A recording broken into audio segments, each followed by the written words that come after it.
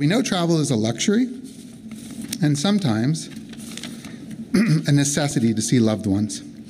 But today, travel is out of reach for my family, and that's probably true for a lot of Canadian families. Recently, my family and I, we've been thinking about traveling to see family in Texas to celebrate my in-laws' 50th wedding anniversary. But having to budget an additional $800 to $1,000 for all of us, and get a PCR test, that's a significant cost and certainly is giving us pause for thought. But not only that, my two kids have to stay home for 2 weeks.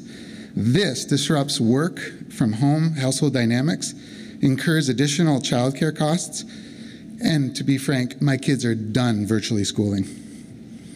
I understand that the federal government hired a group of experts to recommend health travel policies, and this group did not recommend either approach.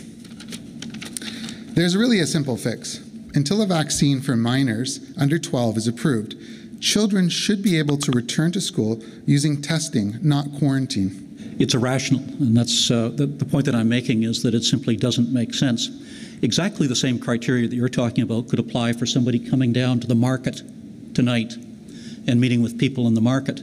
But we don't require anybody coming out of the market to take a PCR test before being allowed to move along with their lives. Other countries recognize the fact, and the United States is doing this as well, as they change their rules. As of Monday, the United States is changing the rules for admission into the United States by land. They will not be requiring such a test for anybody arriving by land, nor do they require one for people coming by air. They require a rapid test in that case. If the government wants to ensure that they're aware of developments that are taking place elsewhere and that there may be a problem with people coming into Canada, it maintains and should maintain the right to do spot testing. Nobody quarrels with that. It makes sense to be able to do that. But to require every single traveler coming into Canada to take a PCR test makes no sense.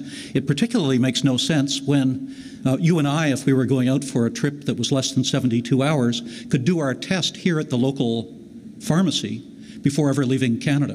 What would that tell you about what the individual had done while they were away and whether or not they posed a threat? It would simply drive up costs for people traveling without providing any added security at all for Canadians.